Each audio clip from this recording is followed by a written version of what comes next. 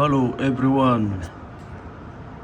Sa ating mga viewers, meron tayong product review dito.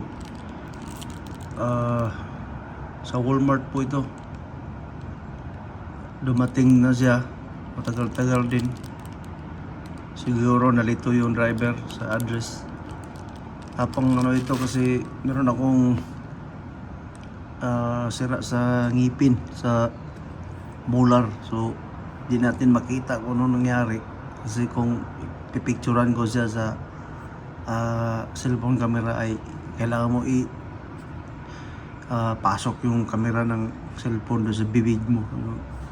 Mahirap yun. O endoscopy naman, hindi din kasi may yung endoscopy mahaba tapos may wire. So ito na lang yung dental mirror. So titingnan natin kung ano ang kalidad niya. Mabilis lang po ito na review kasi gusto kong makita yung sitwasyon ng ngipin, kung kaya pa ba siyang pastahan o i-crown o denture o whatever, kung ano pwede nating massage sa dentista, pero ang dentista pa rin yan ang masusunod. Pero tingnan natin muna, check para makita natin yung kondisyon ng ating sirang ngipin gamit itong dental mirror. So bubuksan natin mga kaibigan kung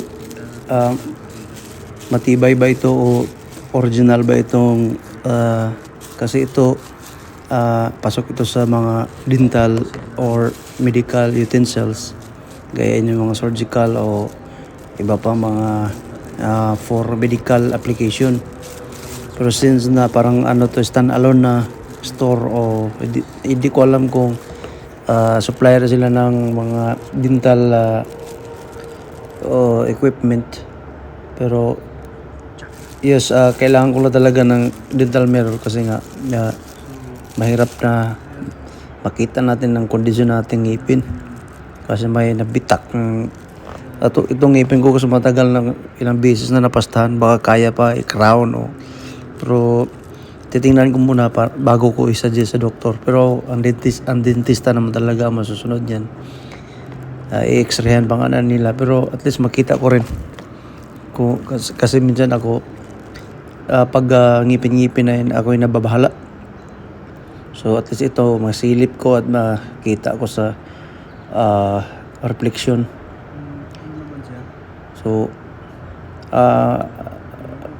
okay naman siya still, pero I don't know kung anong klase siya na kalidad na type na stainless.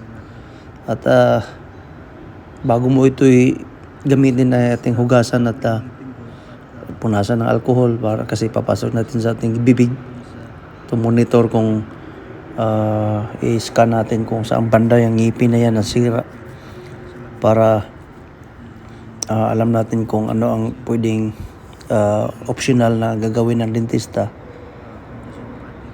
So yes, subukan natin. So this time hinahanap ko na yung sira, kung ano ang kanyang kondisyon at para makita ko kung ano ang nangyari, bakit may magaspang o nag-chipping. So okay naman siya mga friends.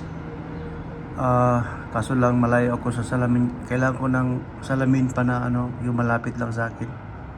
Pero yes, magagamit ko ito sa sorbe ng aking mga ngipin para malaman ko kung ano pa yung mga sira bago tayo sumabak doon sa dentista. Like and subscribe. Everything under the sun. Over and out.